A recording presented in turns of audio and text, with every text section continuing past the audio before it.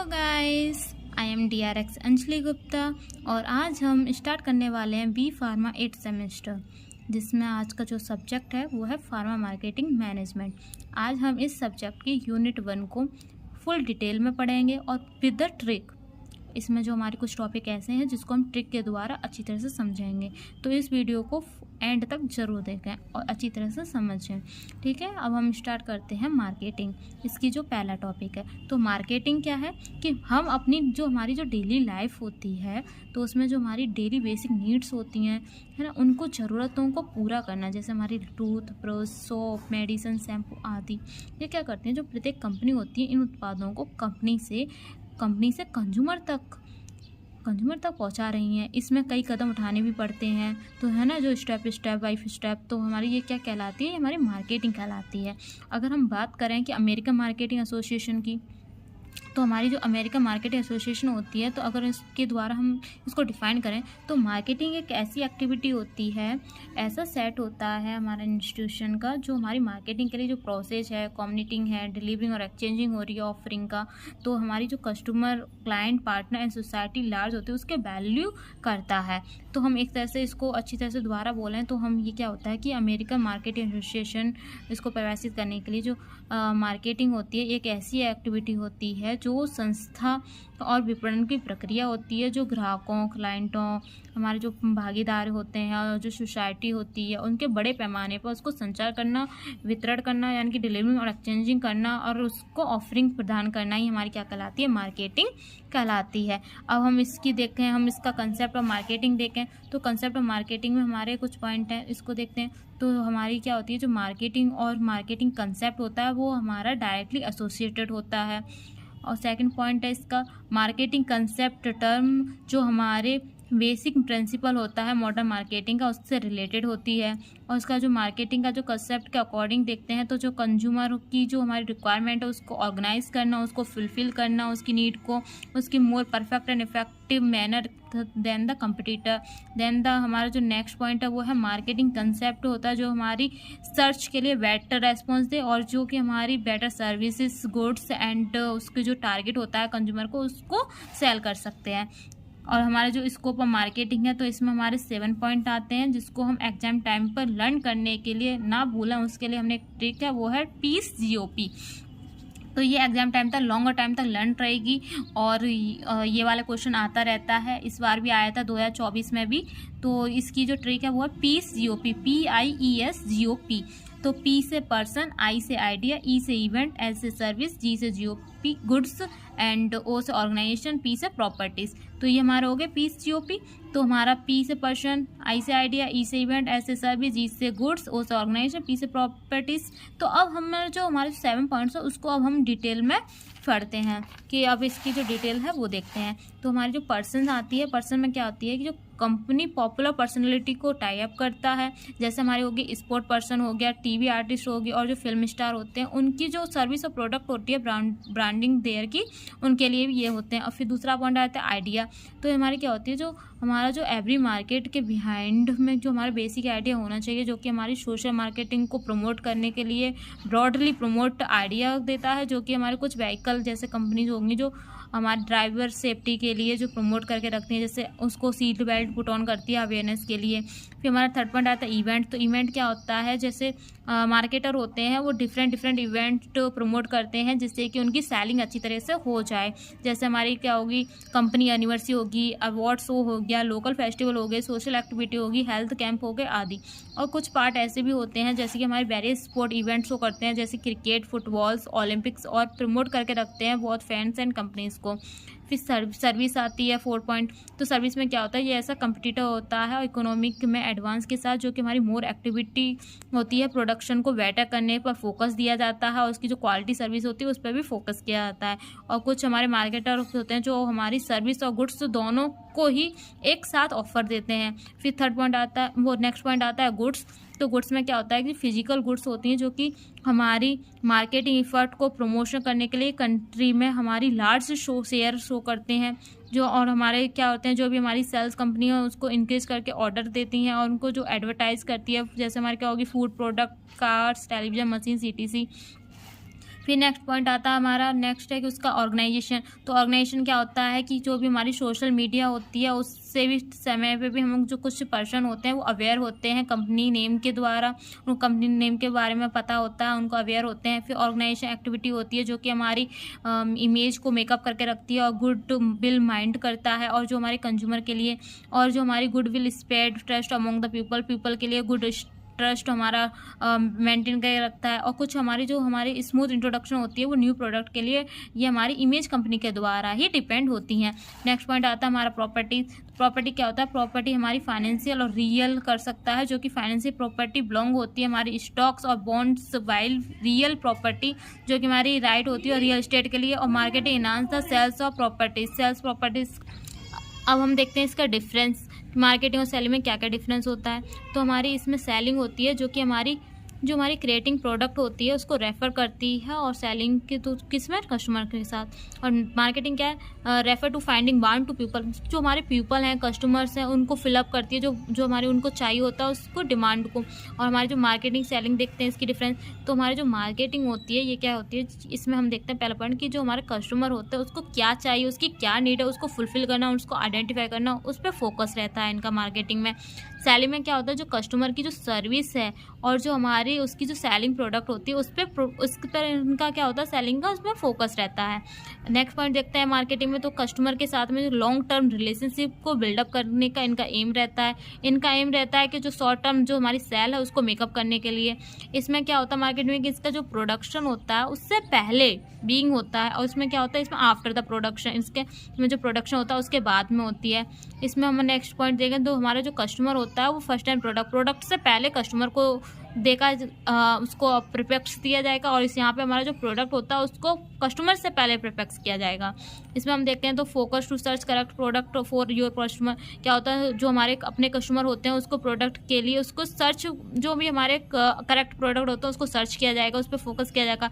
और इसमें क्या फोकस किया जाएगा, इसमें जो हमारे प्रोडक्ट हैं उसके लिए जो कस्टमर्स हैं उसको फोकस किया जाएगा, कस्टमर्स को फोकस किया जाएगा प्रोडक्ट के लिए। इसमें नेक्स्ट पॉइंट देखें तो हमारी जो प्राइमरी एम होता है वो कस्टमर को सेटिस्फाई करेगा मार्केटिंग में। और हम इसमें देखें तो हमारा जो प्राइमरी एम होगा वो हमारे सेल्स को सेटिस्फाई करेगा। इसमें जो हमारी ब्रांड रेपुटेशन उस पर फोकस रहेगा मार्केटिंग में। और हम सेलिंग की बात करें तो इसमें रिलेशनशिप पर फोकस रहेगा। अगर हम यहाँ पे कस्टमर सेटिस्फेक्शन देखें तो वो हमारा प्रोड्यूस करता है प्रॉफिट को, और यहाँ पे सेलिंग में सेल्स वॉल्यूम करता है हमारा प्रोड्यूस करता है प्रॉफिट को। यहाँ पे हम देखें नेक्स्ट पॉइंट तो मार्केटिंग इंक्लूड करती है जैसे various activity like research, strategy, promotion, selling etc. और हम अगर सेलिंग की बात करें तो ये हमारी मार्केटिंग के अंदर आती है, और इसमें पार्ट्स भी होते हैं। अगर मार्केटिंग हम देखें लीड जनरेशन करती है ये, और ये हमारी क्या करती है, ये कन्वर्जन करती है हमारी लीड को क्लाइंट और सेल्स के साथ। और ये हमारी जो मार्केटिंग होती है वो फुल स्ट्रेटजी होती है, और हमारी जो सेलिंग होती है वो पुश स्ट्रेटजी होती है। तो ये हमारे 11 पॉइंट कवर हो गए। अब हम इसमें देखते हैं कुछ और भी पॉइंट, जैसे कि हमारे इसको इंट्रोड्यूस करते हैं, जैसे हमारे कुछ मार्केटिंग के बारे में और उसके जो सेलिंग है उसके, जैसे मार्केटिंग हमारा कॉस्ट इफेक्टिव होता है जो डिलीवरी करता है सेल्स के लिए, है ना। तो जैसे कुछ टर्म भी हैं जो सेल्स एंड मार्केटिंग, इसका यूज हम कॉमनली करते हैं जो कि हमारे दोनों सेल्स और मार्केटिंग को प्रोड्यूस करने के लिए अपॉर्चुनिटी होती है म्यूचुअल बेनिफिट के लिए, ठीक है। तो ये हमने डिफरेंस बिटवीन देख लिया मार्केटिंग एंड सेलिंग का। अब हम देखते हैं नेक्स्ट पॉइंट, वो आता है हमारा मार्केटिंग एनवायरनमेंट।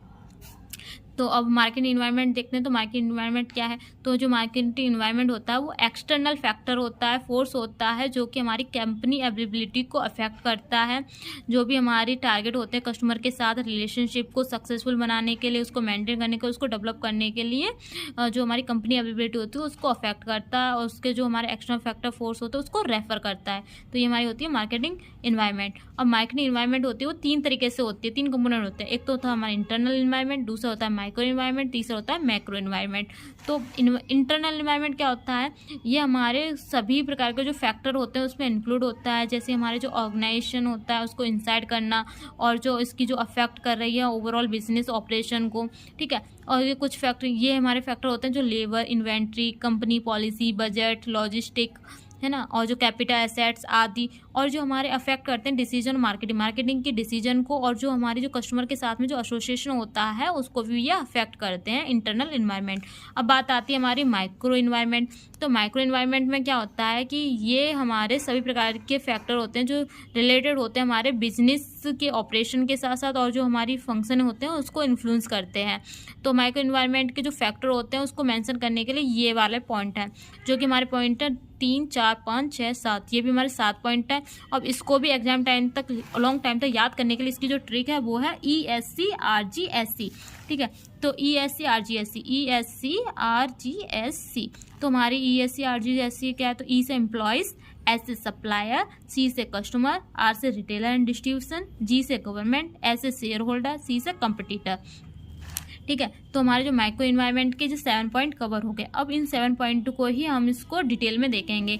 तो इसको डिटेल में देखने के लिए हमारा जो आता है वो हमारे फैक्टर इलेबरेट हो गए। तो हमने इलेबरेट करने के लिए एम्प्लॉयज़ देखा। तो एम्प्लॉयज़ क्या होता है, एम्प्लॉय हमारा मेन कंपोनेंट होता है बिजनेस और सक्सेस के बिहाइंड के पीछे। अब हमारी जो सक्सेस और बिजनेस होता है वो होती है हमारी, इसके जो वर्क होती है वो हॉनेस्टी होनी चाहिए। जैसे हमारी क्वालिटेटिव है ना, क्वालिटेटिव प्रोडक्ट होता है, वर्क डन प्रॉपर टाइम पे, और जो हमारे वर्कलोड होता है उसको कम करने के लिए। फिर हम देखते हैं सप्लायर। तो सप्लायर क्या होता है, सप्लायर हमारी मटेरियल को मेक अ फिनिश गुड करके हमारा उसको प्रोवाइड करता है, और जो हमारे इंपॉर्टेंट होते हैं, बहुत इंपॉर्टेंट होते हैं, उसको ऑर्गेनाइज करने के लिए होता है। फिर हमारे कस्टमर्स क्या होते हैं, जो हमारे कस्टमर होते हैं वो हमारे कंपनीज प्रोडक्ट के द्वारा परचेज किए जाते हैं, और कुछ जैसे कि यदि हमारी कंपनी सेटिस्फाई हो जाती है कस्टमर के साथ, प्रोडक्ट के साथ, तो वो हमारी जो सेल का जो प्रोडक्ट है उसको इंक्रीज कर देती है, और जिससे हमारा क्या होगा, उसकी जो प्रॉफिट होगी वो भी इंक्रीज हो जाएगी। जैसे हमारे कस्टमर डिमांड ज़्यादा हो गया तो हमारी कंपनी फुलफिल करेगी उसके रिक्वायरमेंट को, और उसकी जो सेल होगी उसको इंक्रीज कर देगी, जिससे क्या होगा, उसको मोर प्रॉफिट हो जाएगी, जिससे हमारा जो लेवल अप होगा कंपनी का वो बढ़ जाएगा। फिर हम देखते हैं रिटेलर डिस्ट्रीब्यूशन। रिटेलर डिस्ट्रीब्यूशन क्या होता है, ये बहुत ही ज़्यादा इंपॉर्टेंट पार्टनर प्ले रोल करता है, विटल रोल करता है हमारा मार्केटिंग ऑपरेशन को सक्सेस बनाने के लिए, डिटरमाइन करने के लिए। जैसे हमारा डिस्ट्रीब्यूटर आ गया, फिर रिटेलर, फिर कंज्यूमर, कस्टमर। तो क्या होगा, कस्टमर डिमांड करेगा हमारे रिटेलर से और डिस्ट्रीब्यूटर, तो फिर ये हमारे सजेशन करेंगे कंपनियों को जिससे हमारे रिगार्डिंग प्रोडक्ट बिक सके। फिर हमारी आती है गवर्नमेंट। तो गवर्नमेंट क्या होता है, गवर्नमेंट डिसाइड करता है एक्चुअल प्राइस प्रोडक्ट की अथॉरिटी के द्वारा। किसके द्वारा प्रोडक्ट अथॉरिटी कौन सी देगी, वो TPC और MPPA। TPC हमारा क्या है, ड्रग प्राइस कंट्रोल ऑर्गेनाइजेशन, और NPPA की आप कमेंट करके इसको लिखेंगे जिससे कि आपको भी याद रहेगा और जो भी इसको देखेगा उसको भी अच्छी तरह से समझ में आ जाएगा आपके कमेंट से। ठीक है, तो आप इसको NPPA को आप कमेंट में बताएं, नहीं तो फिर आगे एक और पॉइंट है वहाँ पे मैं आपको बता ही दूंगी। फिर अदर स्ट्रेटजी होती है जो हमारी कुछ कंपनी प्रॉफिटेबल होती है, जैसे credit policy, education policy, housing policy. ये क्या करता है, ये गवर्नमेंट ये पॉलिसी समय समय पर निकालती रहती है। फिर हमारे देखते हैं जनरल पब्लिक देखते हैं। जनरल पब्लिक क्या होती है, जो मार्केटिंग एक्टिविटी होती है वो हमारी सोसाइटी के लिए वेलफेयर होती है, उसके लिए कार्य करती रहती है। फिर हमारी नेक्स्ट पॉइंट आता है कंपटीटर। कंपटीटर क्या होता है, ये हमारी जो मार्केटिंग की स्ट्रेटजी के लिए जो प्लानिंग है उसको कंपटीटर को रिक्वायरमेंट करना, उसको वॉच को क्लोज करने के लिए कंपटीटर आते हैं। फिर हमारे आते हैं शेयर होल्डर। तो शेयर होल्डर में क्या होता है, ये हमारे कंपनी के ऑनर होते हैं जो कि हमारे बिजनेस को इन्वेस्ट करना, कंपनी को मैक्सिमाइज करना वेल्थ के लिए, तो ये हमारा किसका कार्य रहता है, शेयर होल्डर का कार्य रहता है। तो जो हमारे 7 पॉइंट थे वो इस ट्रिक के द्वारा अच्छी तरह से ये लर्न हो जाएंगे, जिससे कि हमारे एग्जाम टाइम तक, लॉन्गर टाइम तक ही बने रहेंगे, याद रहेंगे। ठीक है, तो ये हमारे 7 पॉइंट है, उसको ये डिटेल में हमने देख लिया है। अब हम देखते हैं नेक्स्ट पॉइंट। नेक्स्ट पॉइंट आता है हमारा मैक्रो एनवायरनमेंट। तो मैक्रो एनवायरनमेंट क्या आता है, ये सभी प्रकार के जो फैक्टर इंक्लूड होते हैं, जैसे कि हमारे जो ऑर्गेनाइजेशन होता है जो उसको आउटसाइड रिलेटेड करता है और ये हमारे कंट्रोल नहीं कर सकता है। ये फैक्टर हमारे majorly social, economic, technology forces और जो हमारे पॉलिटिकल, लीगल इन्फ्लुएंस होते हैं उनमें इंक्लूड रहते हैं, और इसको हम पेस्टल फ्रेमवर्क के नाम से भी जाना जाता है मैक्रो एनवायरनमेंट को। अब इसके जो फैक्टर होते हैं 5 होते हैं। इसकी जो ट्रिक है वो है PL सेट। PL सेट मतलब कि political, legal, social, economic and technological, PLSET। ठीक है, PL सेट। अब इसको भी हमें डिटेल में देखना है। तो डिटेल में देखने के लिए पॉलिटिकल लीगल फैक्टर क्या होता है, ये हमारे पॉलिटिकल पार्टीज में चेंजेस के साथ में जो गवर्नमेंट चेंजेस होती है सेवरल पॉलिसीज की, जैसे हमारी हुई टैक्सेस, ट्रेड, ड्यूटीज और मार्केट रेगुलेशन आदि, और इसलिए ही हमने जो हमारा ऑर्गेनाइजेशन होता है वो सभी प्रकार के जो हमारे मॉडिफिकेशन होता है उसको फुलफिल करने में हेल्प करता है। जैसे हमें 2 होते हैं, प्रॉफिटेबल होता है और एक नॉन प्रॉफिटेबल लॉस होता है। होता है सोशल फैक्टर। सोशल फैक्टर क्या होता है, जो हमारा ऑर्गेनाइजेशन ऑपरेट करता है बिजनेस के में, जो में सोसाइटी है, और जो हमारा ऑर्गेनाइज करता है रेस्पॉन्सिबिलिटी को कंपनीज की, जो हमारी मार्केटिंग प्रैक्टिस होती है उसको फॉलो करने के लिए रेस्पॉन्सिबल होता है, और ये हमारे जो सेंटीमेंट होते हैं पीपल के लिए उसमें हार्मफुल नहीं कर सकता है। और ये हमारी जो कंपनी होती है वो हमारी जनरल पीपल के लिए वेलफेयर को इन्वेस्ट करती है, और ये क्या करती है, जो भी हमारी कन्वेंस पार्क्स, स्पॉन्सरी एजुकेशन है पब्लिक की, और जो हमारी कंस्ट्रक्टिंग है उसको मेंटेन करके रखती है। इकोनॉमी फैक्टर आता है, तो इकोनॉमी फैक्टर क्या होता है, जो कोई भी कंपनी या बिजनेस ऑपरेट जो हमारी इकोनॉमी में होती है, ये हमारे जो down phase, up and down phases होते हैं डिफरेंट उसको उसके द्वारा अफेक्ट की जाती है। ये टेक्नोलॉजी फैक्टर क्या हो गया, ऐसी technology is the advancing day by day. क्या होती है, जो हमारी टेक्नोलॉजी होती है वो डे बाई डे हमारी एडवांस होती जाती है। ऑर्गेनाइजेशन होता है जो कि हमारी कस्टमर्स के लिए अप्रोच को बेटर अपडेट करती रहती है। अभी हमारी इंडस्ट्री एंड कॉम्पिटिटिव एनालिसिस आती है, तो इसमें इंडस्ट्री आती है। तो इंडस्ट्री की क्या होता है कि यह एक ऐसी फर्म का ग्रुप होता है इंडस्ट्री, जिसमें हमारे जो सिमिलर प्रोडक्ट हैं और जो सर्विस है वो प्रोड्यूस कर रहा है, जैसे such as the airlines, fitness, drinks, furniture और इलेक्ट्रॉनिक गेम्स। हम देखते हैं इंडस्ट्री एनालिसिस। तो इंडस्ट्री एनालिसिस क्या होता है, यदि कोई बिजनेस रिसर्च हम कर रहे होते हैं तो उसमें जो इंडस्ट्री की पोटेंशियल होती है उस पर फोकस करता है। जैसे हमारे न्यू एंट्रेंट हुए, जो हमारे इंडस्ट्री कंपटीटर, सब्स्टिट्यूट होगा वो भी हमारा इंडस्ट्री कंपटीटर करेगा, जो वायर होगा वो भी इंडस्ट्री कंपटीटर होगा, और जो सप्लायर होगा वो भी करेगा। तो क्या होता है, जो न्यू इंट्रेंट होते हैं वो ट्रीट करते हैं हमारे न्यू इंट्रेंट को इंडस्ट्री कंपटीटर के लिए।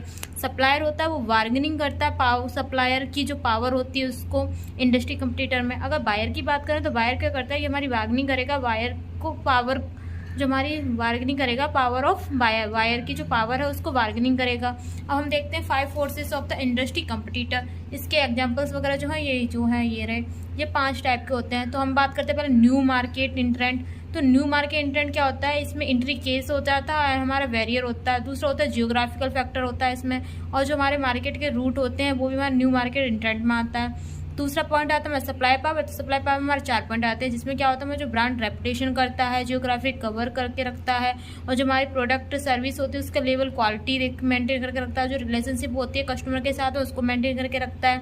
और बायर पावर की बात करें तो बायर पावर क्या होता है, इसमें बायर की चॉइस होती है, बायर साइज या नंबर होता है, चेंजेस कॉस्ट फ्रिक्वेंसी होती है, प्रोडक्ट सर्विस इंपॉर्टेंस होती है। फिर 4th नंबर कॉम्पिटिटिव रिवायर की बात करें तो इसमें जो हमारा साइज होता है फर्म का, उसका नंबर, उसका साइज है ना। और हमारी दूसरा पॉइंट होता है fixed base the variable cost basis.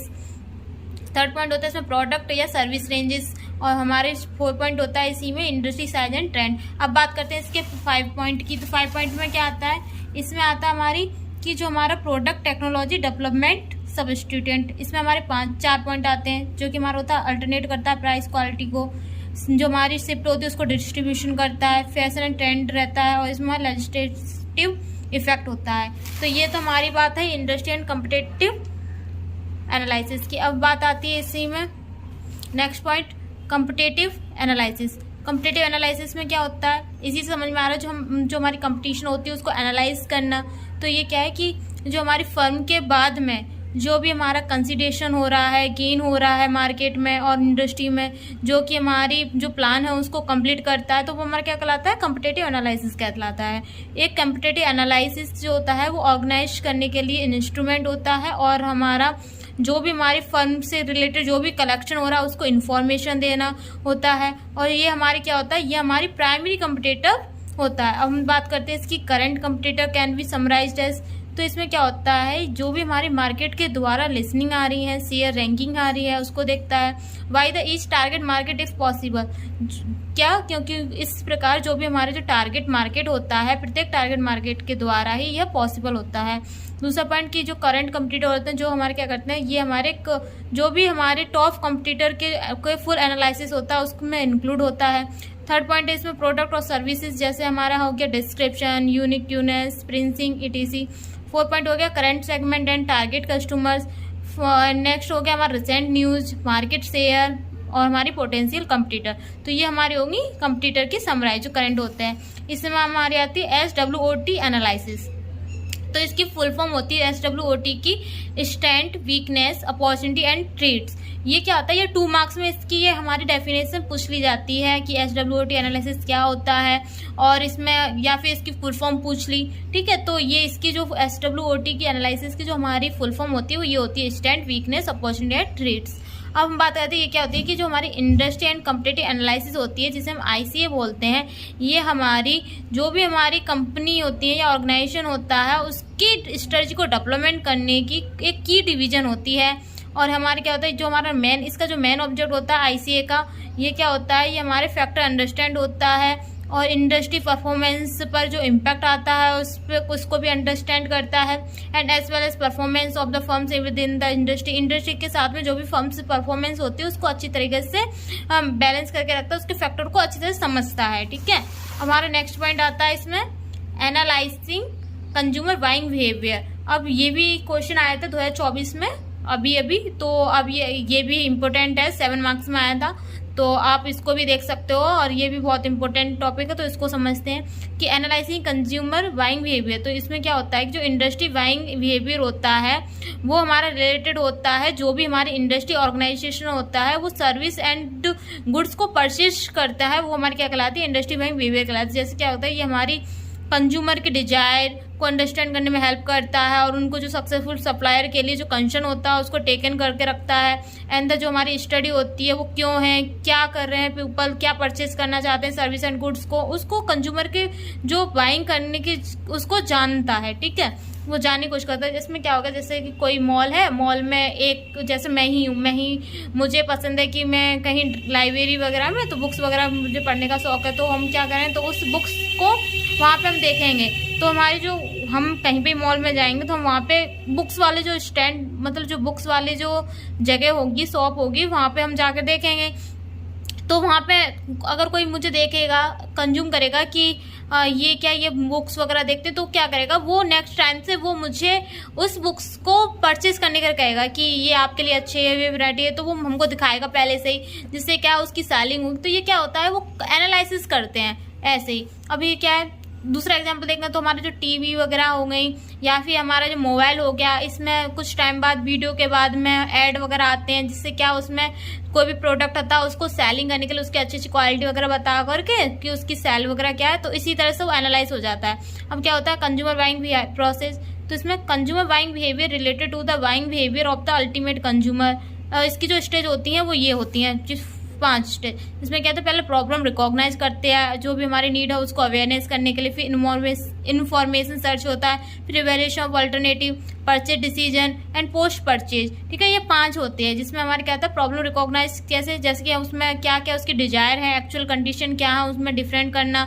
Hunger स्टिमुलेटी जो हमारी नीड है खाने की वो प्रोवाइड करना। एंड द इन्फॉर्मेशन सर्च में कि जो भी हमारा इंटरनल सर्च है या एक्सटर्नल सर्च है, जैसे कि यदि कोई भी नीड है इन्फॉर्मेशन की वो प्रोवाइड करना। इवैल्यूएशन ऑफ अल्टरनेटिव में जो भी रिक्वायर स्टेबलाइज क्राइटेरिया होते हैं इवैल्यूएशन के लिए, जो डिसाइड करके रखते हैं कि तुमको क्या चाहिए क्या नहीं, स्पाइसी या ये हाईएस्ट रैंक में। ठीक है, फिर 4th होता है परचेज डिसीजन। परचेज डिसीजन में क्या होता है, जो भी हमारी बाइंग ऑप्शन होता है उसको डिसाइड करना, उसको इंक्लूड करना, प्रोडक्ट को, स्टोर को, पैकेज, मेथड ऑफ परचेज के लिए। फिर पोस्ट परचेज में क्या होता है कि मे differ from decision time lapse, जैसे 4 and 5 प्रोडक्ट अवेलेबिलिटी होती है। फिर नेक्स्ट आता है कंज्यूमर बाइंग बिहेवियर टाइप्स। तो इसके 4 टाइप्स होता है। एक तो होता है रूटीन रेस्पॉन्स होता है, लिमिटेड डिसीजन मेकिंग होती है, एक्सटेंसिव डिसीजन मेकिंग होती है, डिजायर बाइंग होती है। जो रूटीन रेस्पॉन्स होती है, जो क्या होता है, जैसे हम डेली लाइफ में होती है, जो भी हमारी रिक्वायर होती है, जैसे लिटिल सर्च, जैसे डिसीजन पर सॉफ्ट ड्रिंक होगी, मिल्क होगी, इटीसी।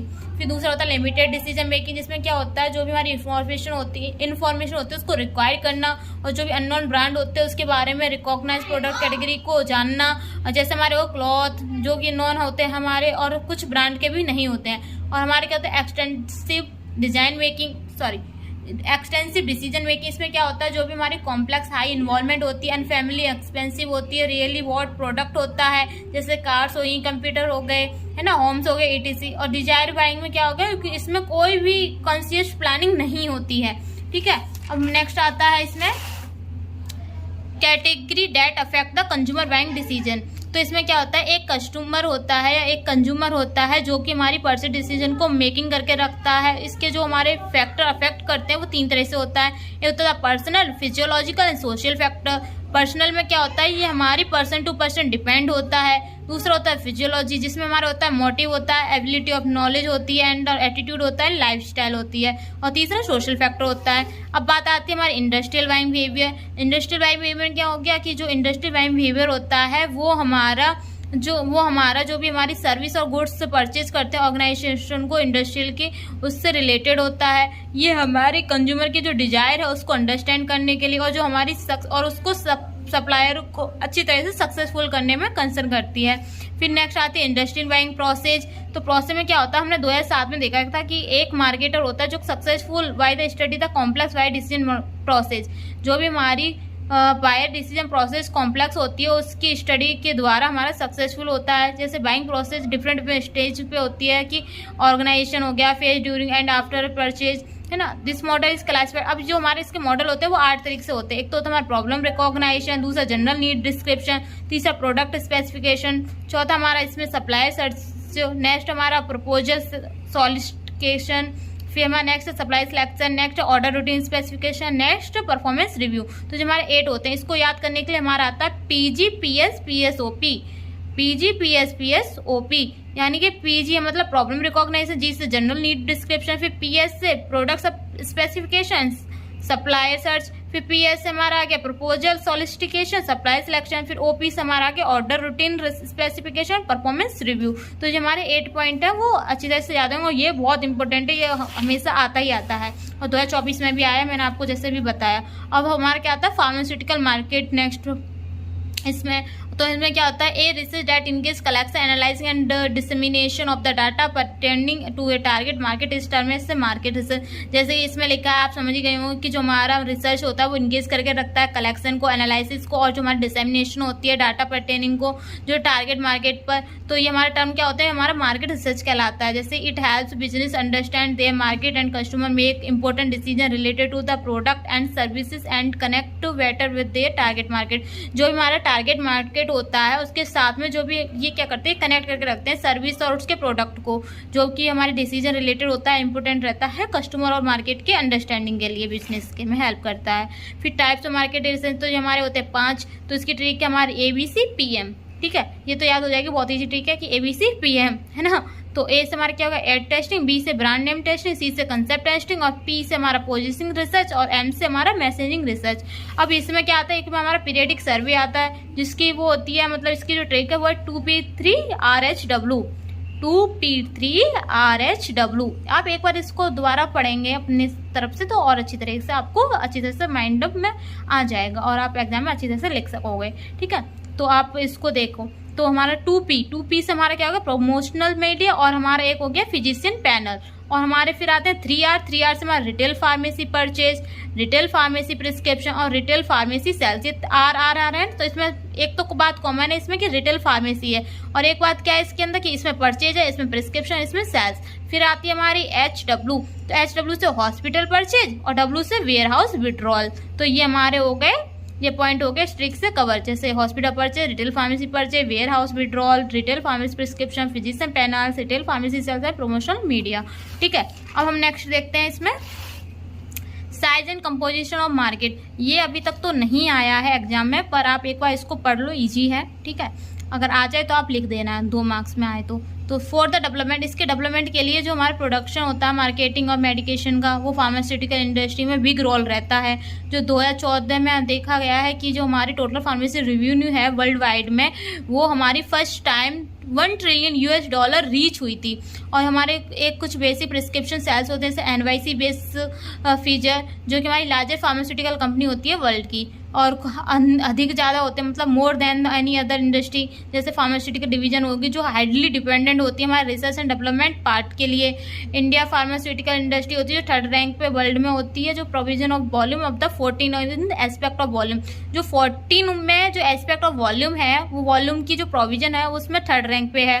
फिर according to department of pharmaceutical, जो फार्मास्यूटिकल के डिपार्टमेंट के अकॉर्डिंग देखा जाए तो जो हमारी मिनिस्ट्री ऑफ केमिकल फर्टिलाइजेशन होता है वो गवर्नमेंट ऑफ इंडिया में, वो टोटल टर्नओवर है उसकी फार्मास्यूटिकल इंडस्ट्री में इंडिया में, वो है हमारी $21.04 billion in the between 2008 and सितंबर 2009। और हम देखते हैं तो इंडियन इकोनॉमिक सर्वे 2021 के अकॉर्डिंग देखा जाए तो जो डोमेस्टिक मार्क्स होता है वो हमारा 3 गुना हमारा नेक्स्ट डिकेड पे ग्रो करके एक्सेप्टेड होता है। फिर हमारा आती है इंडिया डोमेस्टिक फार्मास्यूटिकल मार्केट होता है जो कि हमारे US में 42 बिलियन इन 2021 में देखा गया, और जो हमारी लाइकली रीच होती है US में वो होते हैं हमारे 65 बिलियन बाय द 2024, जो कि फर्दर एक्सपेंड होती है, रीच होती है यूएस में 120 से 130 बिलियन बाय द 2030 में। अब most of the Indian pharma industry are the control by foreign company. क्या होती है, जो हमारी most Indian pharma industry company होती हैं वो क्या करती हैं, वो फॉरेन कंपनी के द्वारा कंट्रोल होती हैं, और जो लेकिन जो हमारी इंडिया पर डिपेंड होती है, जो कि इसकी वायबिलिटी हमारी लो कॉस्ट लेवल पर अवेलेबिलिटी होती है। फिर अब बात करते हैं एक्सपोर्ट की। इसमें तो फार्मास्यूटिकल प्रोडक्ट का जो एक्सपोर्ट होता है वो इंडिया इम्प्रूव के लिए यूएस में 6.23 billion in 2006 to 07 to US में इसमें रुपए कितने होंगे 8.7 बिलियन इन 2008 से 9। फिर with it collective annual growth rate कितने होते 21.25%। और इसमें जो फरवरी में फाइनेंशियल ईयर 2021 में होती है, जो कंट्री एक्सपोर्ट में pharmaceutical worth almost 24.44 billion US dollar होती है। ठीक है, ये बात किसकी होगी, हमारी साइज ऑफ कंपोजिशन मार्केट की। अब बात आती है इसकी कि इसमें जो import of pharmaceutical product by different countries, ठीक है, तो इसमें हमारी आती है 5, तो जिनमें यूनाइटेड स्टेट आता है, South Africa, Russia, United Kingdom and Nigeria. तो यूनाइटेड स्टेट्स में क्या आता है 3.8 बिलियन वैल्यू आती है, साउथ अफ्रीका में 461.1 बिलियन आता है, रूसिया में 447.9 बिलियन, यूनाइटेड किंगडम में 444.9 बिलियन, निगेरिया में 385.4 मिलियन। अब इसमें जो 4 publicity listed pharmaceutical company Bharat में मार्केट के द्वारा होती है वो कैपिटलाइज होती हैं अगस्त 2021 में, जिसमें हमारी ये 10 कंपनीज हैं जिसकी ये रैंक है कि उस रैंक पे हमारी कौन सी कंपनी और उसमें जो मार्केट कैपिटलाइज था INR करोड़ में वो कितने थे। तो हमारा जो 1 आता है वो सन फार्मा आता है जिसका 182.469 करोड़ है। फिर दूसरी रैंक पे आता है डिविल्स लैबोरेटरी जिसमें 128.794 करोड़ हैं। फिर हमारा 3 से क्या डॉक्टर रेड्डी लैबोरेटरी रैंक पे है जो कि हमारा 75.113। फिर हमारा सिप्ला आता है 4 रैंक पे जिसमें 73.042, ठीक है, जो INR करोड़ में, ठीक है। फिर 5 पॉइंट आता है ग्लैंड फार्मा जिसमें 64.163। फिर हमारा नेक्स्ट आता है जो 6 रैंक पे है कैडिला हेल्थ केयर जो 55.727 है। और हमारा 7 रैंक पे आता है टेरेंट फार्मास्यूटिकल जिसकी 51.927। फिर हमारा 8 रैंक पे आता है एल्केन लैबोरेटरी जिसमें 45.759। फिर 9 रैंक पे आता है लुपिन जिसमें 41.917। फिर 10 रैंक पे आता है और ऑर्विनोडो फार्मा जिसमें 39.328 आता है, ठीक है। तो ये हमारी रैंक होती है, कंपनी आती है, INR करोड़ आता है। इसमें वैसे क्वेश्चन तो अभी तक नहीं देखा गया है पर अगर आ जाता है तो आप इसको कर सकते हैं, ठीक है। अब नेक्स्ट आती है हमारे demography description socio physiology characteristic of the consumer. ये 10 मार्क्स में 2024 में आया है अभी रिसेंटली, तो आप इसको देख सकते हैं कि नेक्स्ट टाइम पे भी आ सकता है। तो अब इसको देखते हैं कि कुछ जो फैक्टर होते हैं जैसे कल्चरल, जियोग्राफिकल, सोशियोलॉजिकल एंड डेमोग्राफिकल, जो कि हमारी कंज्यूमर के लिए जो अंडरस्टैंडिंग होती है उसको रिक्वायर्ड करता है मार्केट में बिहेवियर को। अब हमारा आता है ओल्डर कंज्यूमर जो कि साथ में हमारा जो लोअर एजुकेशन होती है, लोअर इनकम्स होते हैं, तो और जो वुमेन डोमेस्टिक होती है, और जो हमारे लार्ज शेयर होते हैं वो फैक्टर देते हैं जैसे कि हमारा जनरल डिटरमाइन करता है इथनोसेंट्रिक कंज्यूमर प्रोफाइल को। फिर आती है हाउस जैसे कि हमारे जो डिटरमाइन करता है हमारे कंज्यूमर इथनोसेंट्रिक प्रोफाइल को, ठीक है। अब हमारे देखते हैं जो हमारे कंज्यूमर के लिए जो डिटरमाइन करा जाता है इथनोसेंट्रिक प्रोफाइल को, जो कॉम्प्लेक्स प्रोसीजर देता है और जो सिग्निफिकेंट करता है डिपेंड होता है हमारे जो कंट्री और एरिया है उसको रिजर एरिया पर। फिर द हायर इनकम होती है जो प्रोवाइड करता है कंज्यूमर को जो अधिक opportunity to let travel and this is the exposure to foreign product influence their behaviour of purchasing, ठीक है। फिर हमारा आता है इसमें कैरेक्टरिस्टिक्स ऑफ कंज्यूमर मार्केट जो कि हमारी 4 पॉइंट होते हैं, demographic characteristics, physiographic characteristics, behaviouristic characteristic and geographic characteristic. इसमें की जो ट्रिक है वो है हमारी डीपी बैग है। डीपी बैग से आप तो समझ जाओगे डीपी बैग, ठीक है, या फिर हम इसको बोलें दूसरे ऐसे ट्रिक बोलें तो डॉक्टर पांड्या बैग, ठीक है, डॉक्टर पांड्या का बैग, ठीक है, ये भी ट्रिक अच्छी है। अब हमारी क्या आती है डीपी, तो डी से हमारे डेमोग्राफिक कैरेक्टरिस्टिक्स, पी से हमारा फिजियोग्राफिक कैरेक्टरिस्टिक्स और बीई से बिहेवियरिस्टिक कैरेक्टरिस्टिक्स और जी से जियोग्राफिक कैरेक्टरिस्टिक्स। अब हम इसके बारे में जानते हैं कि इसकी जो हमने जो 4 पॉइंट बताए कैरेक्टरिस्टिक्स को उसको डिटेल में देखते हैं। तो डेमोग्राफिक कैरेक्टरिस्टिक्स क्या होता है, इसका बेस कंप्राइज करता है जेंडर डिफरेंस को, एज, इनकम को, प्रोफेशन को, एजुकेशन को और जो साइज ऑफ हाउस होल्ड को, रिलीजियस को, एज ग्रुप को, नेशनलिटी और जो इवन सोशल क्लास को। और most of this demographic characteristics जो हमारी फर्दर डिफाइन की जाती होती है सर्टेन रेंज पे। फिर फिजियोग्राफिक कैरेक्टरिस्टिक्स देखें सेकंड इसकी हेडिंग, तो इसमें क्या आता है कि it can also with physiological nature, जो फिजियोलॉजिकल नेचर में होता है, जो कैरेक्टरिस्टिक करता है कंज्यूमर इंक्लूड करता है एक्टिविटी, इंटरेस्ट को, ओपिनियन को, इथिक्स को एंड एटीट्यूड को। फिर नेक्स्ट आती है हमारी बिहेवियरिस्टिक कैरेक्टरिस्टिक्स, तो इसमें क्या होता है, ये कंटेंट करके रखता है यूजेस रेट ऑफ प्रोडक्ट को, लॉयलिटी ऑफ ब्रांड को एंड यूजेस। फिर companies want to know the how frequency their consumer visit their restaurant shop and utilise their product. फिर हमारे आती है नेक्स्ट वन जियोग्राफिक कैरेक्टरिस्टिक्स, इसमें क्या होता है जो मार्केट साइज है, जो पॉपुलेशन उसकी डेंसिटी है, एरिया है और जो इवेंट क्लाइमेट। तो हमारी क्या होती है, हमारी डेंसिटी ऑफ पॉपुलेशन हो गई, एरिया और इवेंट क्लाइमेट होगी, और जो हमारी बेसिक जियोग्राफिक की कैरेक्टरिस्टिक्स कंज्यूमर जो हमारे डिफरेंट एरिया से हैं, कंट्री बिहेव करते हैं, जो different style of food taste होता है। ठीक है, अब हम नेक्स्ट देखते हैं इसमें मार्केट सेगमेंटेशन एंड टारगेटिंग। तो मार्केट सेगमेंटेशन टारगेटिंग में क्या होता है कि जो मार्केट सेगमेंट टारगेटिंग होती है वो रेफर करती है कंपनी की जो आइडेंटिटी है उसको, प्रोसेस को रेफर करती है उसकी पोटेंशियल कस्टमर के, और जो हमारी कस्टमर की जो परचेज है, क्रिएटिंग वैल्यू है उस टारगेट कस्टमर तक उसको चूज करके रखती है।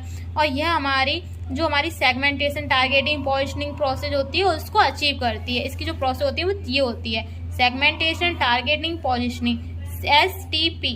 ठीक है, तो हमारी सेगमेंटेशन क्या होती है, डिवाइड करती है मार्केट को डिस्टिंक्ट ग्रुप ऑफ कस्टमर्स, जिसमें सेगमेंटेशन आती है जो हमारी सेगमेंटेशन प्रैक्टिस को उसमें यूज कर रही होती है। टारगेटिंग में क्या होता है कि ये डिटरमाइन करती है जो भी कस्टमर ग्रुप सेगमेंट होता है उसके फोकस पर, जो कि तो मार्केटिंग एफर्ट करती है। पॉजिशनिंग क्या होती है, जो create product positioning and market mix आता है, यह likely to appeal to select करता है ऑडियंस को।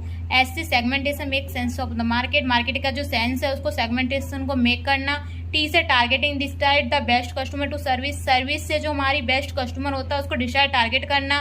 पी से पोजिशनिंग, स्टैंड कर आउट होना कंपटीटर को, जिसमें हमारी आती है पी से डिस्ट्रीब्यूशन, प्रोडक्ट, प्रमोशन, प्राइस। ठीक है, अब हम नेक्स्ट देखते हैं, ये भी क्वेश्चन आया हुआ है अभी इस 2024 में। ठीक है, तो ये भी इम्पोर्टेंट है। तो कंज्यूमर प्रोफाइल देखें नेक्स्ट। तो कंज्यूमर प्रोफाइल क्या होता है, ये कंज्यूमर प्रोफाइल ये 2 मार्क्स में आया था कंज्यूमर प्रोफाइल 2024 में। तो एक consumer profile is an approach describing category of the consumer, तो हमारा describe category of the consumer so that they can be group for advertising marketing process. जो हमारी मार्केटिंग प्रोसेस होती है उसको और जो एडवर्टाइज होता है उसको ग्रुप को कंटेन करना है ना, can be group of advertising and market purpose. जो कंज्यूमर प्रोफाइल होते हैं वो अप्रोच करते हैं इसका कैटेगरी को कंज्यूमर में, और इनकी जो टारगेटिंग एडवर्टाइज होता है स्पेसिफिक मार्केट ग्रुप के द्वारा, वो कंपनीज होती है जो हमारी सेल्स पार्टी का प्रोडक्ट सक्सेसफुल करती है रेस प्रॉफिट को। फिर हमारा इसमें आता है creating the ideal consumer profile category basic. तो इसमें क्या होता है, जो कंज्यूमर प्रोफाइल हेल्प करता है हमारे जो बेस्ट टारगेट प्रोडक्ट होते हैं उसको सिलेक्ट करने के लिए आइडियल कस्टमर के लिए, जो कि हमारे जो प्रोड्यूसिंग बेटर टारगेटिंग एडवर्टाइज होते हैं उसमें हेल्प करता है। जो हमारे consumers can be recognise by several different category, जैसे हमारे को performance, life style, life stages, quality and characteristics. फिर हमारा आता है next consumer can be categorised. जो हमारे कंज्यूमर होते हैं वो कैटेगराइज करते हैं, जैसे हमारे क्या हो गया, इसमें 2 हो गए।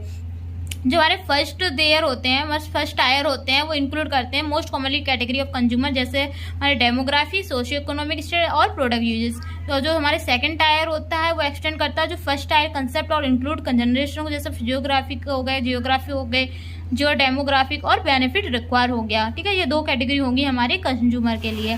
फिर हमारी नेक्स्ट आती है इसमें motivation prescribing habit of physician. ये भी 10 मार्क्स में आया हुआ था, 10 में या 7 मार्क्स में आया था अभी 2024 में। ठीक है, तो ये भी इम्पोर्टेंट है। तो इसमें क्या आता है कि behind physician choice of drug therapy must be consider to be rational.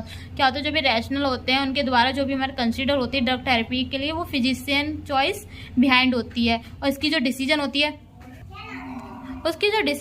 Drug therapy की, वो हमारी नहीं होती है, क्योंकि उसमें जो रेदर फॉर द प्रिस्क्राइबर में क्या है क्या नहीं है उसके बारे में डिसीजन करना ड्रग थेरेपी के द्वारा, है ना। और हम जो हमारी दीज कंसेप्टेंस he would be the expected to attempt to select the product. जो भी हमारा प्रोडक्ट होता है उसको सिलेक्ट करने के लिए अटेम्प्ट करते हैं एक्सपेक्टेड के लिए, है ना। जो कि हमारे क्या होते हैं, जो कि हमारे must good with the least possible side effect and perhaps. जो कि हमारे साइड इफेक्ट और परहैप्स होते हैं उसके लिए जो गुड इफेक्ट होता है, एंड लोएस्ट पॉसिबल कॉस्ट। और ये क्या होता है, यही हमारा बिग टास्क होता है फिजिशियन के लिए कि जो हमारा राइट होता है प्रॉपर प्रिस्क्रिप्शन होना चाहिए और जो according to health status of patient के जो हेल्थ स्टेटस होता है उसके अकॉर्डिंग प्रॉपर प्रिस्क्रिप्शन होना चाहिए, जिसमें अच्छी तरह से उनकी मेडिसिन से वो जल्दी से जल्दी ठीक हो सकें, क्योर हो सकें। तो हमारा क्या होता है, a proper and perfect prescription for the patient depend. क्या होता है, जो पेशेंट डिपेंड के लिए जो हमारा प्रिस्क्रिप्शन होता है वो परफेक्ट और प्रॉपर होना चाहिए, जो कि हमारे वेरियस फैक्टर होते हैं जो कि हमारे मेडिसिन प्रिस्क्रिप्शन के लिए डिसीजन होते हैं, है ना। तो ये एक तरह से एक हेडिंग भी हो सकती है कि मेडिसिन प्रिस्क्रिप्शन डिसीजन। तो हमारे मेडिसिन फीचर होती है वो क्वालिटी, प्राइस, अवेलेबिलिटी होती है और जो हमारा प्रिस्क्राइबर होता है वो पेशेंट सिचुएशन को भी देख के करता है। And physician behaviour is also great factor in the prescription में जो हमारा ग्रेट फैक्टर होता है वो होता है हमारा physician behaviour. And the final aim of the any given medical treatment is to get certain required result from the patient in question। क्या होता है, पेशेंट से क्वेश्चन पूछे गए जाने से उसके जो हमारा एक जो बेटर हमारा मेडिकल ट्रीटमेंट होता है वो अच्छी तरह से उसको क्वेश्चन के थ्रू उससे जो उसके जो सिम्टम वगैरह उससे अच्छी तरह से जान सकेंगे, जिससे अच्छे से उसको मेडिसिन दे सकें, इसका ट्रीटमेंट अच्छे से हो सके। Patient should be the also follow the treatment properly and the better result हो जाएगा एंड मिल जाएगा उसको। और जो हमारा प्रिस्क्राइबर बिहेवियर होता है वो takes the place in social perspective physician और पेशेंट होते हैं एंड यह हमारा इन्फ्लुएंस करता है series of the aspect of patient के जो एक्सपेक्टेशन है एस्पेक्ट सीरीज के द्वारा वो इन्फ्लुएंस करता है, जो कि हमें फॉलोइंग ऑरिजिन होता है जो ट्रीटमेंट करता है रेस्पेक्टिवली। फिर हमारा आता है motivation regarding the prescription behaviour of the medicine. अब मेडिसिन के द्वारा जो हमारा प्रिस्क्रिप्शन का जो बिहेवियर है उसका जो मोटिवेशन रिगार्डिंग क्या है, अब इसको बारे में देखते हैं। तो इससे क्या है कि जो हमारी सर्टेन मेडिसिन होती है उसको सजेस्ट करता है फिजिशियन के बिहेवियर के द्वारा, जो हमारा पेशेंट को अफेक्ट करता है हमारी लो परचेजिंग कैपेसिटी के लिए। और ये हमारा क्या करेगा, जो हमारी प्रमोशन करेगा फार्मास्यूटिकल कंपनी के लिए, जो कि रेगुलर विजिट होगा medical representation of the physician से जो MR है वो विजिट करेंगे रेगुलर और उसको प्रोड्यूस करेगा फार्मास्यूटिकल कंपनी के द्वारा प्रमोशन के थ्रू, है ना। और जो हमारे जो हमारा प्रेजेंटेशन रहता है वो आर्टिकल्स देगा, जैसे इसमें जो लिटरेचर है, जो जर्नल है, पार्टिसिपेशन है, उसके डिफरेंस को जो कॉन्फ्रेंस करेगा और सेमिनार के द्वारा मोटिवेटेड करेगा फिजिशियन को, एडवोकेट को और हमारे जो सर्टेन फार्मास्यूटिकल प्रोडक्ट के लिए। फिर नेक्स्ट आती है इसमें patient choice of physician and retail pharmacist. ठीक है, तो हमारा पेशेंट चॉइस क्या है, फिजिशियन एंड रिटेल फार्मासिस्ट का। तो इसमें क्या होता है, जो हमारे हेल्थ केयर और कम्पिटेटिव और consumer drive health care consumer है, जो हेल्थ केयर ड्राइवन के लिए जो कंज्यूमर कॉमन सेंट होता है उसकी केयर करना, हेल्थ केयर उसकी कॉस्ट को ग्रोइंग करने के साथ साथ, और जो हमारा कंज्यूमर होता है अब वो उसको एक्टिवली पार्टिसिपेट करना हेल्थ केयर प्रोसेस को और जो उसकी जो डिसीजन है उसको हेल्थ केयर के लिए। फिर आता है फार्मासिस्ट का रोल। तो रोल ऑफ फार्मासिस्ट में क्या होता है, इसकी मेन ड्यूटी जो होती है फार्मासिस्ट की, जो प्रिस्क्रिप्शन होता है उसको फिलिंग करना ड्रग डिस्पेंसिंग के लिए, और उसके वाइल प्रिस्क्रिप्शन फिलिंग करना, उसको फार्मेसी कॉस्ट चेक को और ड्रग अमाउंट को और उसको प्रिस्क्राइब करना डॉक्टर के द्वारा, और उसको also with any problem interact of the drug, जो कोई भी ड्रग की इंट्रैक्शन है उसको प्रॉब्लम को उसको बताना। And the pharmacist also explain the about the side effect, जो भी हमारी मेडिसिन उसके साइड इफेक्ट को बताना, उसको प्रॉपर बाइंड करना मेडिसिन के लिए, है ना। एंड द फार्मासिस्ट वर्क रहता है उसका कि फार्मास्यूटिकल कंपनी के साथ साथ उसको गेन करना लेटेस्ट ड्रग इन्फॉर्मेशन के लिए जो डिस्पेंसिंग है, और करेक्ट अमाउंट देना, और हमारा अवॉइड करना डेंजरस ड्रग इंट्रैक्शन के लिए। अब फिर नेक्स्ट आता है रोल ऑफ फिजिशियन का रोल क्या है।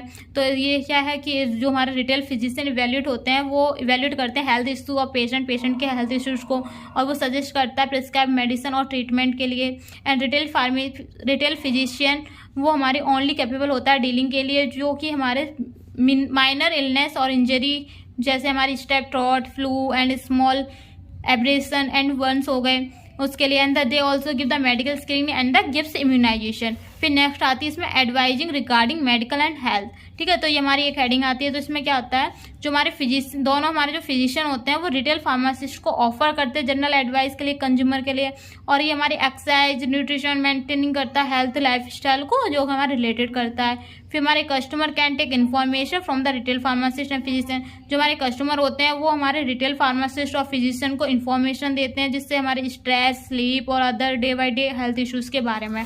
ठीक है, फिर हमारी नेक्स्ट आती है हमारी इसमें मार्केट एनालाइजिंग। तो मार्केट एनालिसिस, इसमें हमारे ये पॉइंट आते हैं जिसको हम ट्रिक के थ्रू अच्छी तरह से लॉन्गर टाइम तक याद कर सकते हैं। जैसे एम फॉर एचजीपीटी कॉस्ट की। एचजीपीटी एक टेस्ट होता है ना लिवर के लिए, तो वही, तो हमारा क्या होता है जो M4 था, या हम इसको एक तरह से लर्न करने का बोला तो MU, यू से हमारा समझ लेना 4, तो MU SGPT कॉस्ट की, क्योंकि जो हमारा लिवर का टेस्ट होता है कॉस्टली होता है ना, याद करने के लिए। तो MU SGPT कॉस्ट की है ना, कॉस्ट की है। तो MU मतलब market size, market trend, market growth rate, market profitable as cost structure of industry and key success factor. तो हमारा जो MU है, तो MU मतलब 4 है में, तो मार्केट हो गया चारों में, और SGPT से मतलब S से साइज, T से ट्रेंड, G से ग्रोथ रेट एंड P से प्रॉफिटेबिलिटी, और कॉस्ट है cost structure of industry and की से की सक्सेस फैक्टर। तो MU SGPT कॉस्ट की, तो market size, market trend, market growth rate, market profitability, cost structure of industry and key success factor. अब बात आती है इसकी मार्केट साइज क्या है, तो ये हमारा डिफाइन किया जाता है मार्केट वॉल्यूम के थ्रू, जो और ये हमारा पोटेंशियल होता है। मार्केट वॉल्यूम को रिलेटेड करता है ऑल सेल्स वॉल्यूम जो पार्टिकुलर मार्केट के लिए, और ये डिपेंडेंट होता है कंज्यूमर क्वालिटी और उनकी जो रेगुलर डिमांड के लिए। फिर मार्केट ट्रेंड आता है, तो मार्केट ट्रेंड हमारा डाउनवर्ड और अपवर्ड मार्केट मूवमेंट के थ्रू दौरान ही उसके टाइम टेबल के दौरान होता है, जो अवेयरनेस करता है इन्फॉर्मेशन रिलेटेड टू कंपिटिटर और प्रोडक्ट के लिए, कस्टमर के लिए, और जो हमारा ऑल्सो रिक्वायर्ड करता है information into the target market के लिए।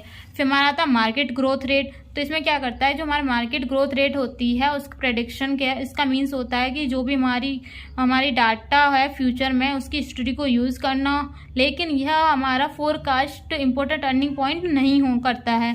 फिर मार्केट अपॉर्चुनिटी आती है, तो मार्केट अपॉर्चुनिटी कोई भी ऐसी सर्विस और ऐसा प्रोडक्ट जो हमारा बेस्ड होता है एक या एक से अधिक टेक्नोलॉजीज के साथ, और but it should fulfil the requirement of A market better than the competitor. लेकिन क्या होता है जो हमारा कंपटीटर होता है मार्केट बेटर को रिक्वायरमेंट को फुलफिल करना चाहिए। फिर हमारा आता है industry cost structure. Industry cost structure में क्या होता है कि जो भी हमारी जो सक्सेस होती है based upon proper identification of the cost structure. कोई भी जो कॉस्ट स्ट्रक्चर है उसके प्रॉपर आइडेंटिफिकेशन के बेस पर सक्सेसफुल होता है। फिर हमारे आती है next success factor. Success factor में क्या होता है, ये हमारा इंपॉर्टेंट सक्सेस फैक्टर होता है जो कि हमारी मार्केटिंग ऑब्जेक्टिव होता है, जो हमारा गेट करता है कंपनी को नेसेसरी। ठीक है, फिर नेक्स्ट हमारा आता है इसमें रोल ऑफ मार्केट रिसर्च। ठीक है, तो रोल ऑफ मार्केट रिसर्च क्या है, तो इसका जो रोल ऑफ मार्केट रिसर्च है वो ये है ना, ये कहता है मार्केट रिसर्च एक ऐसा प्रोसेस होता है जो डिटरमाइन करता है हमारी न्यू सर्विस और प्रोडक्ट की वायबिलिटी को, जो हमारी पोटेंशियल कस्टमर के साथ साथ उसके डायरेक्टली रिसर्च कंडक्ट के थ्रू होता है। फिर हमारा आता है इसमें मार्केट रिसर्च जो हमारा कंपनी का डिस्कवर करता है, अलाउ करता है वो हमारा टारगेट मार्केट और जो हमारे ओपिनियन है अदर फीडबैक कस्टमर के द्वारा उसको इंटरेस्ट करना, उसको प्रोडक्ट और सर्विस में क्या क्या उसके फीडबैक वगैरह ये। तो हमारे मार्केट रिसर्च में क्या कस्टमर का फीडबैक देखा जाएगा, आइडेंटिफाइड ट्रेंड इन मार्केट में क्या आइडेंटिफाइड ट्रेंड है उसको देखा जाएगा, उसकी प्राइस स्ट्रेटजी को देखा जाएगा, मीटिंग कंज्यूमर नीड्स होगी और कंप्लीट एनालाइज होगा। तो इसकी जो ट्रिक है याद करने की वो है CIPMC। ठीक है, CIPMC। C से हमारा कस्टमर फीडबैक, I से आइडेंटिफाइड ट्रेंड इन मार्केट, P से प्राइसिंग स्ट्रेटजी और M से meeting consumer needs and C से कंप्लीट एनालिसिस। अगर हम इसको थोड़ा पॉइंट वाइज और देखें तो इसी में रोल ऑफ मार्केट रिसर्च में, तो इसमें क्या होगा कि जो मार्केटिंग रिसर्च होता है वो प्रोवाइड करता है हमारी efficacy of data the current marketing mix to the decision market. जो हमारा डिसीजन मार्केट होता है उसके साथ साथ जो हमारी मार्केटिंग मिक्स होती है करेंट मार्केटिंग मिक्स, उसको एफिशिएंसी को प्रोवाइड डाटा देता है। एंड ये हमारी primary instrument for the exploring new opportunity. जो हमारी न्यू अपॉर्चुनिटी होती है मार्केट प्लेस की उसको एक्सप्लोर करने के लिए भी प्राइमरी इंस्ट्रूमेंट होता है। और ये मार्केटिंग रिसर्च हमारा कंज्यूमर और पब्लिक के द्वारा लिंक होता है जो हमारा मार्केट वाइज इंफॉर्मेशन प्रोवाइड करता है। और यदि कोई भी डिसीजन हो रहा है वो नहीं करता है और हमारा जो भी गारंटी और सक्सेस होती है वो प्रोवाइड नहीं करता है। तो यहीं पे ही हमारा आज का यूनिट 1 समाप्त होता है। ठीक है, कंप्लीट होता है। तो आज हम लोगों ने ये पूरे इस वीडियो में हमने क्या क्या देखा, हमने देखा ये हमारा सारा PCI के अकॉर्डिंग है सिलेबस। तो हमने मार्केटिंग में मार्केटिंग देखी, कंसेप्ट ऑफ मार्केटिंग देखा था, स्कोप ऑफ मार्केटिंग देखी थी है ना, जो उसमें जो पॉइंट थे उसको कवर किया था। उसके बाद हमने उसके डिफरेंस बिटवीन देख लेते मार्केटिंग सेलिंग के। ठीक है, उसके बाद इसमें हमने देखा था मार्केटिंग एनवायरनमेंट, इसके तीनों पॉइंट देखे थे, इसको हमने डिटेल में समझा था। उसके बाद में हमने इसमें देखा था इसमें ये सब पढ़ने के बाद डिटेल में हमने उसके बाद देखा था इसका इंडस्ट्री एंड कम्पिटिटिव एनालिसिस, इसको भी डिटेल में पढ़ा था। डिटेल में पढ़ने के बाद में हमने इसकी कम्पिटिटिव एनालिसिस को देखा था, इसके हमने इसके करंट कंप्लीटर समराइज देखे थे, इसको SWOT के फुल फॉर्म देखी थी, है ना, उसकी डिटेल देखते हैं। ये हमने एनालाइजिंग कंज्यूमर बाइंग बिहेवियर देखा था, जो कि हमारा 10 या 7 मार्क्स में आता है और 2024 में भी आया हुआ है। फिर हमने इंडस्ट्री बाइंग बिहेवियर भी देखा था, इसके भी पॉइंट्स वगैरह कवर किए थे। फार्मास्यूटिकल मार्केट देखा था, इसको भी डिटेल में पढ़ा था हम लोगों ने। इसके बाद हमने इसकी ये देखा था, ये इतने इंपॉर्टेंट नहीं है, 2 मार्क्स में आ जाए लेकिन 10 मार्क्स में अभी तक तो नहीं आया है। उसके बाद हमने ये वाला क्वेश्चन देखा था, ये भी हमारा 10 मार्क्स में आया था, ठीक है, अभी 2024 में। मार्केट सेगमेंट एंड टारगेटिंग देखा था, ये भी आया था 2024 में, इंपॉर्टेंट भी है। कंज्यूमर प्रोफाइल देखा था, ये 2 मार्क्स में आया हुआ क्वेश्चन है, ठीक है। उसमें हमने motivation, prescribe habit and decision देखा था, ये 7 मार्क्स में आया हुआ है या 10 मार्क्स में आया था अभी। उसके बाद हमने patient choice of physician retail pharmacist देखा, इसके रोल देखे थे फिजिशियन फार्मासिस्ट के। उसके बाद एडवाइस रिगार्डिंग मेडिकल हेल्थ देखा था, मार्केट एनालिसिस देखा था इसमें, है ना, इसके पॉइंट वगैरह कवर अप किए थे हिंट के द्वारा। फिर role of market research and role of marketing research, यहीं पर यूनिट 1 एंड होती है।